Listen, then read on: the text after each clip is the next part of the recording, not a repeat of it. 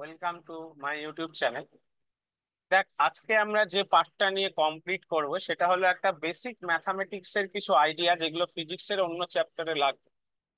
এগুলো কিন্তু so called এটা কোনো চ্যাপ্টার বা এখান থেকে তোকে অঙ্ক করতে দেবে এরকম কিন্তু না। ফিজিক্স এর সাথে ম্যাথামেটিক্স এর একটা রিলেশন বা ম্যাথামেটিক্স এর কি কি জায়গাগুলো ফিজিক্স এর আমরা বিভিন্ন অঙ্কে অ্যাপ্লাই করব, সেইগুলো মানে স্পেশালি দেখবি ট্রিগোনোমেট্রি, যেটা তোরা পড়েছিস ইতিমধ্যে ম্যাথামেটিক্স এ, ডিফারেন্সিয়েশন, ইন্টিগ্রেশনটা ক্লাস 12-এ গিয়ে তোরা পড়বি, বা জিওমেট্রিক্যাল ম্যাথামেটিক্স এর কি কি জায়গাগুলো আমাদের একটু লাগে সেইগুলো আমি একবার একটু বলে দিচ্ছি। তো এটা জাস্ট একটা নর্মাল ক্লাস যেখানে সেভাবে আমরা কোনো এমসিকিউ বা নিউমেরিক্যাল প্র্যাকটিস করব না, বিকজ এখান থেকে ওইভাবে কোনো নিউমেরিক্যাল কিন্তু তোদের আসবে না। তো দেখ, ফার্স্টেই আমাদের যে জিনিসটা নিয়ে দেখতে হয় সেটাকে বলা হয় locus of A point. Locus locus মানে হচ্ছে সঞ্চার পথ।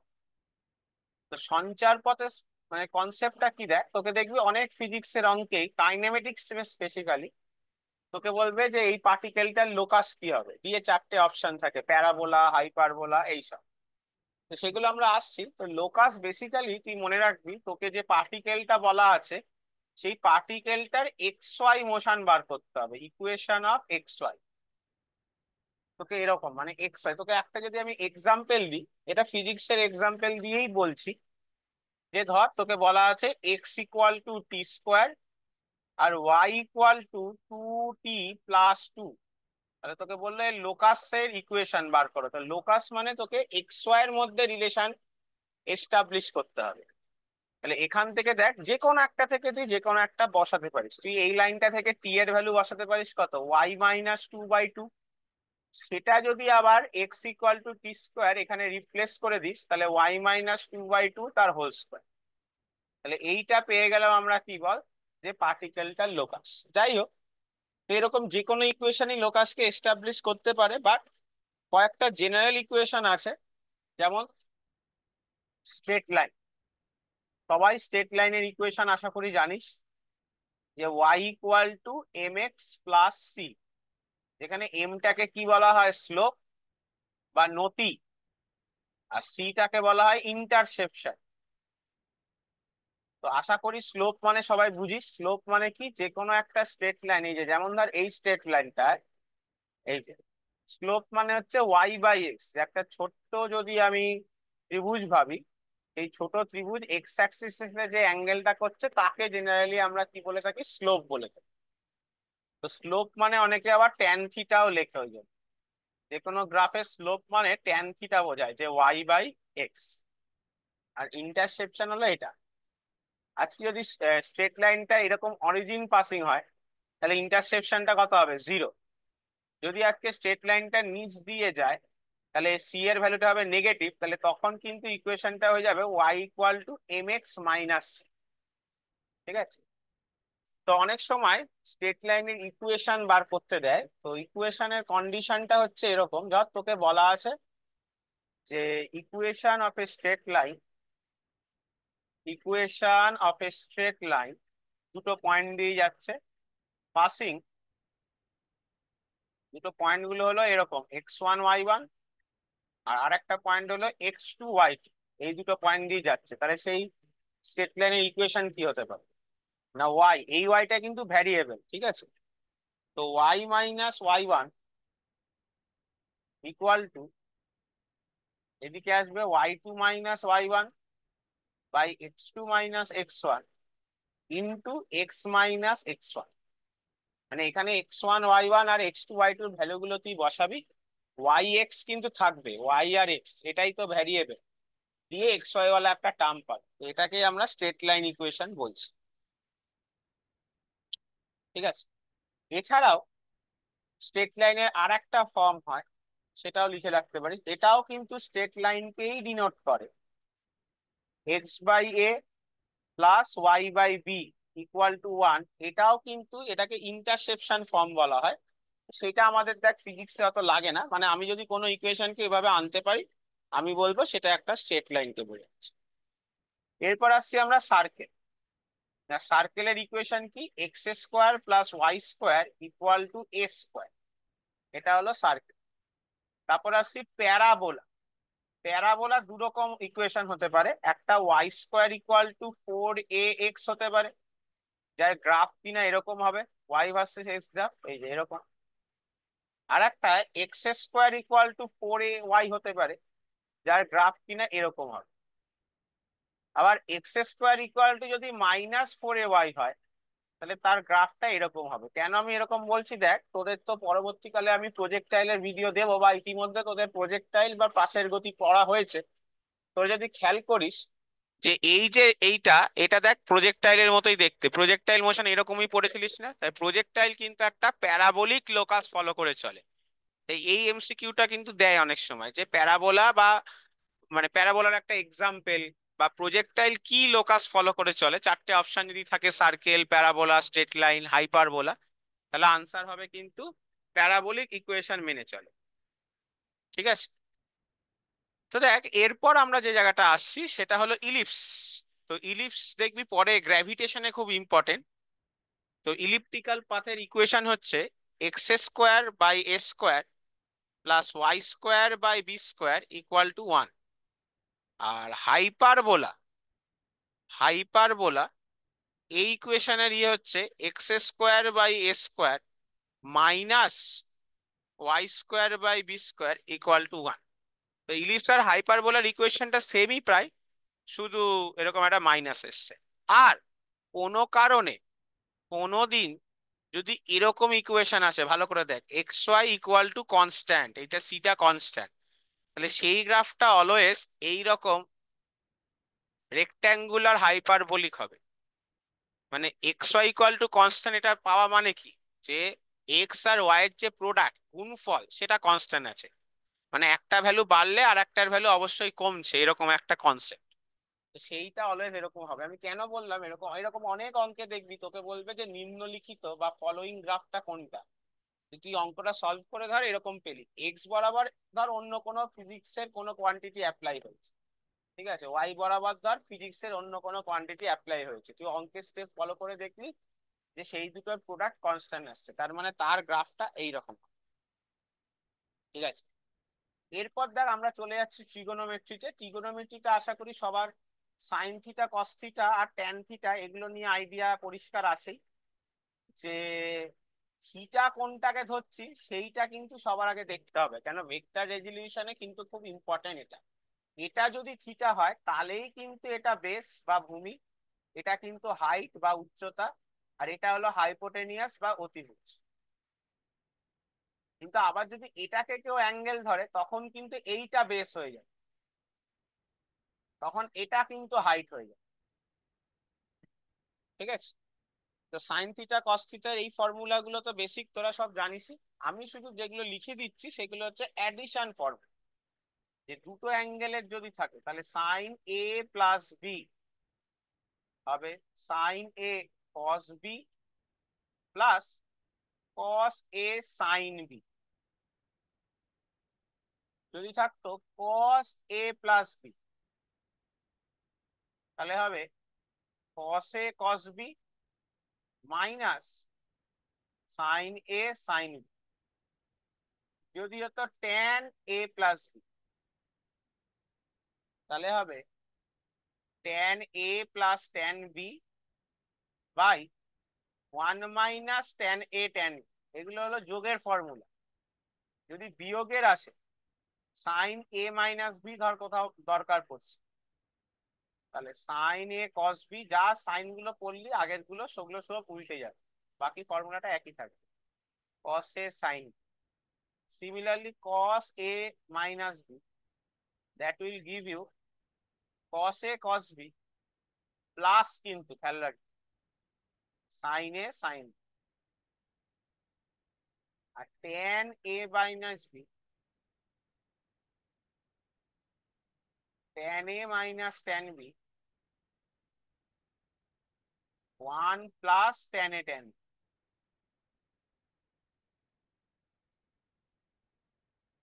ঠিক আছে? তো এইগুলো হলো নর্মাল, মানে ভেতরে যদি যোগ অবস্থায় থাকে অ্যাঙ্গেল। আজকে যদি ভেতরে না বাইরে যোগ বিয়োগ করতে দেয়, তাহলে আমরা কিভাবে অ্যাপ্রোচ করবো? বাইরে যোগ বিয়োগ করতে দিয়েছে মানে এরকম সাইন এ প্লাস সাইন, তাহলে ফর্মুলাটা হয়ে যাবে 2 sin a plus b by 2 কস a মাইনাস বি বাই 2। যদি আসে sine a minus sine b, তখন উল্টো হয়ে যাবে 2 cos a plus b by 2 sine a minus b by cos a plus cos b, 2 cos a plus b by 2 cos a minus b by 2। যদি আসে cos a minus cos b, তাহলে আসবে 2 cos, sorry 2 sin a plus b by 2 sine a minus b হবে না, কিন্তু B minus a by 2। ঠিক আছে, এটা খেয়াল রাখো। আচ্ছা, ইম্পর্টেন্ট একটা আরো দুটো ছোট ছোট ফর্মুলা, সেটাকে বলা হয় মাল্টিপল অ্যাঙ্গেল বা সাব মাল্টিপল অ্যাঙ্গেল। সেটা খুব দেখ ইউজ হয় সাইন টু থিটা বা সাইন টু এ, এটা দেখবি খুব ইউজ হবে প্রজেক্টাইল মোশনে 2 sin θ cos θ। ঠিক আছে, সিমিলারলি সাইন থিটাকেও কিন্তু আবার লেখা যায় এরকম ভাবে 2 sin θ/2 cos θ/2। ঠিক আছে, সেটাও কিন্তু লিখতে পারি, এগুলোকে মাল্টিপল এবং যথাক্রমে সাব মাল্টিপল অ্যাঙ্গেল বলা হয়ে থাকে। এছাড়াও এটা তো সাইনের গেল, তাহলে যদি আমি কসের লিখি, cos 2 θ দুটো ফর্মুলা, একটা 2 cos² θ-1, আর একটা হয় 1 - 2 sin²। সিমিলারলি যদি tan 2 θ দেখিস, সেটা হলো 2 tan θ/1 - tan²θ। ঠিক আছে, তো যে জিনিসটা আর একটা জেনে রাখতে পারিস তোরা, সাইনের যে কোনো ভ্যালু থিটা হোক 2 θ হোক θ/2 হোক, -1 থেকে +1 মধ্যে কসেরও যে কোনো ভ্যালু -1 থেকে +1 মধ্যে থাকবে। যদি গ্রাফ দেখিস, যদিও দরকার নেই, বাট গ্রাফ, সাইন থিটার গ্রাফ এইভাবে ভ্যারি করে, এটা 0 ডিগ্রি, এটা হলো 90 ডিগ্রি, এটা হলো 180 ডিগ্রি, এটা হলো 270 ডিগ্রিতে ভ্যালু -1 হয়। -1 থেকে +1 এর মধ্যে ভ্যারি করে, এটা হলো সাইন থিটার গ্রাফ। আর যদি কস থিটা দেখিস, সাইন থিটা কস থিটা একই, কস থিটা যেন দেখে মনে হবে একটু পিছিয়ে আছে, 0-তে ওর ভ্যালু +1 হয়। যে 90 ডিগ্রিতে সাইন থিটা যখন 0, সরি 90 ডিগ্রিতে সাইন থিটার ভ্যালু যখন ম্যাক্সিমাম +1, তখন কস থিটার ভ্যালু 0। পুরো উল্টো হবে, 180 ডিগ্রিতে -1 হবে, এটা 180 ডিগ্রি, এরকম। তুই শুধু মনে রাখ, কারণ ফিজিক্সের অনেক জায়গাতেই দেখবি ম্যাক্সিমাম মিনিমার প্রুফ করতে গিয়ে দেখবি লিখেছিস এরকম, যে সাইন থিটার ম্যাক্সিমাম ভ্যালু +1 হতে পারে, কস থিটার ম্যাক্সিমাম ভ্যালু +1 হতে পারে, সেখান থেকে দেখবি অনেক সময় তোরা এরকম করেছিস। ঠিক আছে, ওকে। এরপর আমরা যে জায়গাটা আসছি, সেটা হয়তো আজকের এই ক্লাসটার জন্য ইম্পর্টেন্ট এবং সব থেকে বেশি ইম্পর্টেন্ট, 1D মোশন বল যে কোনো জায়গাতেই লাগবে, দ্যাট ইজ ক্যালকুলাস বা ডিফারেন্সিয়েশন ইন্টিগ্রেশন। তাহলে ডিফারেন্সিয়েশন কাকে বলে বা কেন বলে, কখন করব ডিফারেন্সিয়েশন, বা ডিফারেন্সিয়েশন কি জিনিস?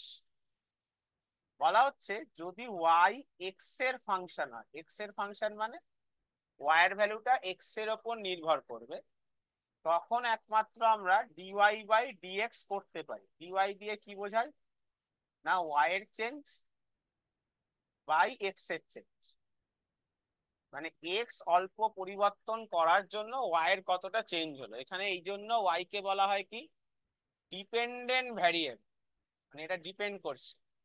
এক্সটাকে কি বলা হয়? ইন্ডিপেন্ডেন্ট ভ্যারিয়েবল, এ কারোর উপর ডিপেন্ড করছে না, স্বাধীন। তাহলে ডিওয়াই ডিএক্স মানে হচ্ছে এক্স এর চেঞ্জ, ওয়াই এর চেঞ্জ বাই এক্স এর চেঞ্জ। এইটা মানে যে ফর্মুলা গুলো, একটা উদাহরণ বলছি, যদিও আমি এটা 1D মোশনের ক্লাসে একবার বলবো, একটা এক্সাম্পল। আমরা ভেলোসিটি মানে এতদিন কি পড়েছিলাম বল? Distance by time. কিন্তু আজকে পড়বো small distance by small time.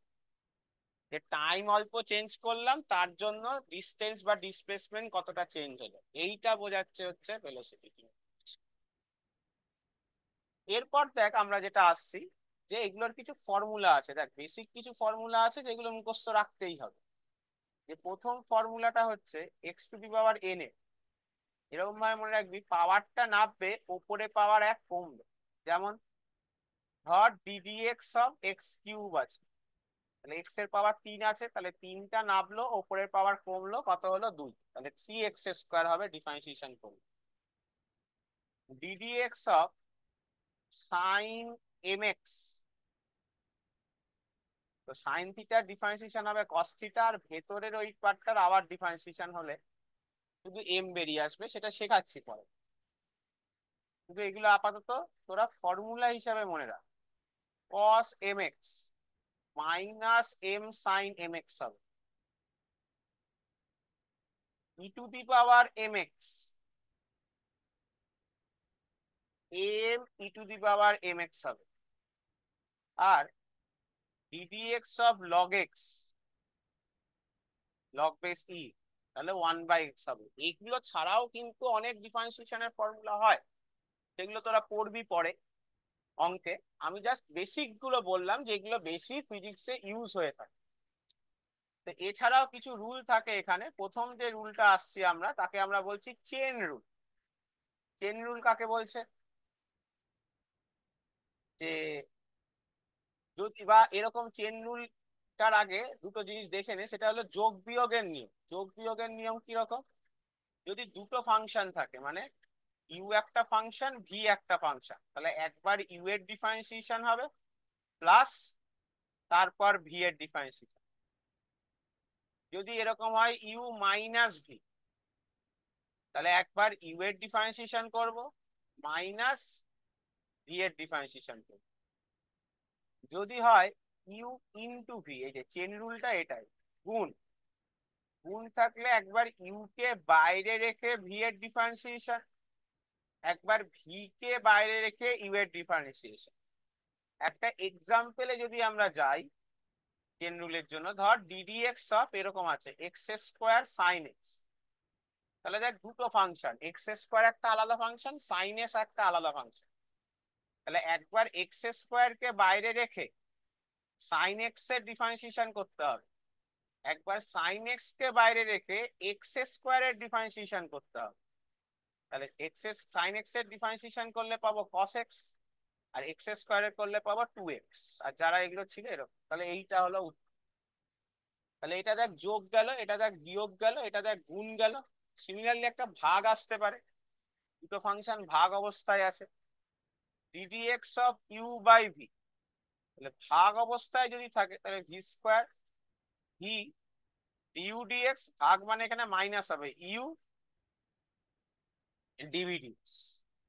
এইটা আসবে আমাদের যদি আমাদের ভাগ করা অবস্থায়। বুঝে গেল? তো জেনারেলি বিশাল কঠিন ডিফারেন্সিয়েশন আসে না, বাট আমি দুটো করিয়ে রাখছি যাতে তোদের ক্লিয়ার থাকে যে যে কোনো ডিফারেন্সিয়েশন থাকলেই তোরা তাহলে তাকে অ্যাপ্রোচ করতে পারিস। এটা শর্টকাট মেথড, সেটা দেখ। চেন রুলটা দেখ এবার। চেন রুলটা এবার বলছি, চেন রুলটা বলিনি, এখানে যোগ বিয়োগ গুণ ভাগ গুলো বললাম। এইবার আমরা আসছি চেন রুল। তো চেন রুলের কনসেপ্টটা দেখ। ধর তোর কোনো কারণে ডিফারেন্সিয়েশন করতে গিয়ে এরকম চলে এসে ddx অফ t² পসিবল, কেন? এটা টি এর ফাংশন, আর এখানে কি আছে? এক্স আছে, কোনোদিনই পসিবল না। তাহলে কি করতে হবে? জোর করে তুই নিচে ডিটি করলি, জোর করে, যাতে টি এর ফাংশন আনতে পারিস। তাহলে জোর করে আনলি, তাই ওপরে ডিটি সাবস্টিটিউট করতে হলো, আর নিচে যেরকম ডিএক্স ছিল ছিল। তাহলে এইবার দেখ এই পার্টটা হওয়া পসিবল, এই পার্টটা নর্মাল ডিফারেন্সিয়েশনের নিমে হলো, আর ডিটি বাই ডিএক্স পড়ে থাকে। ঠিক আছে, ডিটিটা মানে তোরা মনে মনে ভাবতে পারিস যে ডিটি ওপরে গুণ করলাম যেহেতু নিচে গুণ করেছি, আর ডিএক্স টা তো আগে নিচে থেকে ছিল, বাট অ্যাকচুয়ালি কিন্তু এরকম ডিটি ডিটি কাটে না বা ওরকম ব্যাপার নয়। আর এরকম মানে আমি দেখ ইচ্ছা করলে এই যে ডিওয়াই ডিএক্স একে অনেক ভাবে লিখতে পারি, dy dp into dp by dt into dt by dx. দেখ এটাও ডিআই ডিএক্স কে বোঝায়, যে মনে মনে ভাবতে পারিস যে ডিপি ডিপি কাটছে, ডিটি ডিটি কাটছে, তাহলে এগুলো কেটে ওটা তৈরি করছে। তো চেন রুল ছাড়াও আরো কিছু ডিফারেন্সিয়েশনের কঠিন অঙ্ক, ধর তোকে এরকম দেওয়া আছে ddx of sine square x square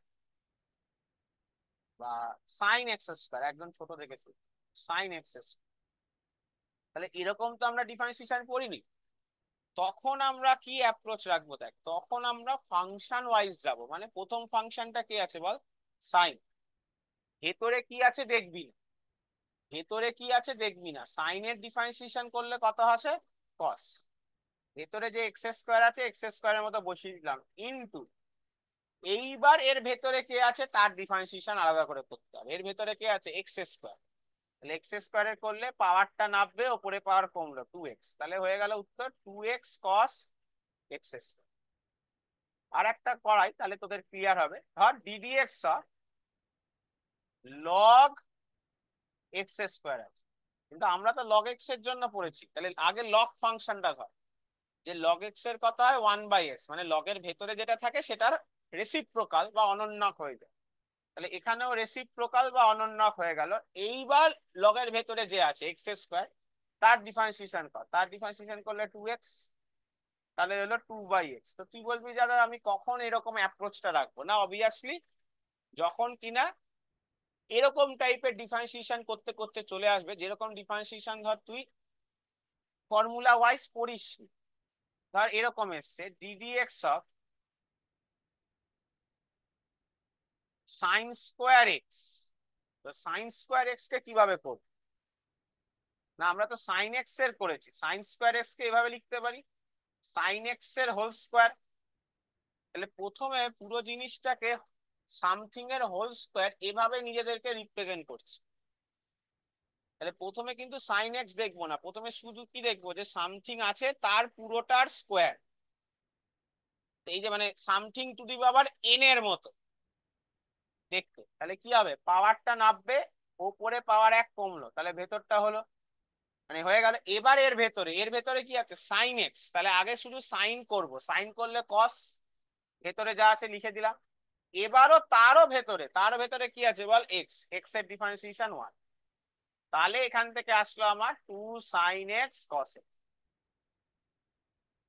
বোঝা গেল।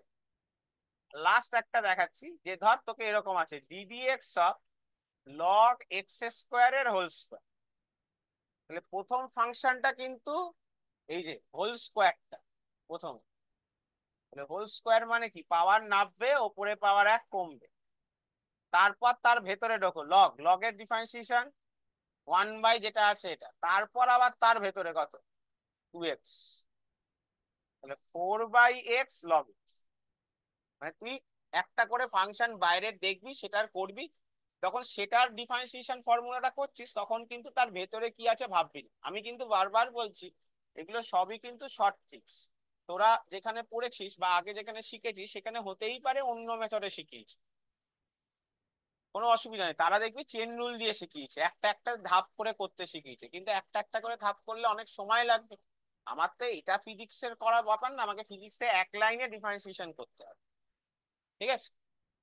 এই গেল আমাদের ডিফারেন্সিয়েশন, তো ডিফারেন্সিয়েশন মানে হচ্ছে ভাঙা।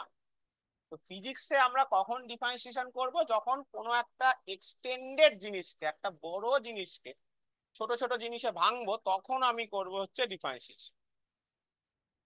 তো ডিফারেন্সিয়েশনের উল্টোটা আসলো হচ্ছে আমার ইন্টিগ্রেশন, এটা একটু ভালো করে বুঝবি, এটা কিন্তু তোদের নেই, 12-এ আছে অঙ্কে। ইন্টিগ্রেশনে এরকম একটা সাইন দিতে হয় ওয়াই, এই যে এখানে ডিএক্স, আমরা ধরেই নিচ্ছি যে এখানে ওয়াইটা কিসের ফাংশন বল, এক্স এর ফাংশন।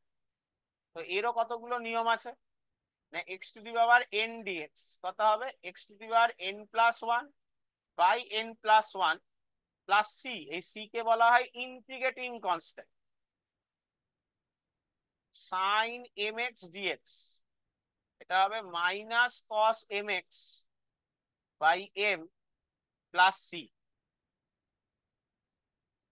3 নম্বর কস এম এক্স ডিএক্স, কসের করলে পাবো sine M X by M plus C. E to the power M X DX, এটা করলে পাবো E to the power M X by M plus C.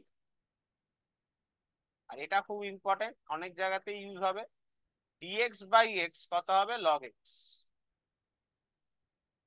ঠিক আছে, এই সি গুলোকে বলা হয় ইন্টিগ্রেটিং কনস্ট্যান্ট। জেনারেলি ফিজিক্সে কোনো অঙ্কে তুই সি ধরতেও পারিস নাও ধরতে পারিস, ফিজিক্সে খুব একটা প্রবলেম হয় না।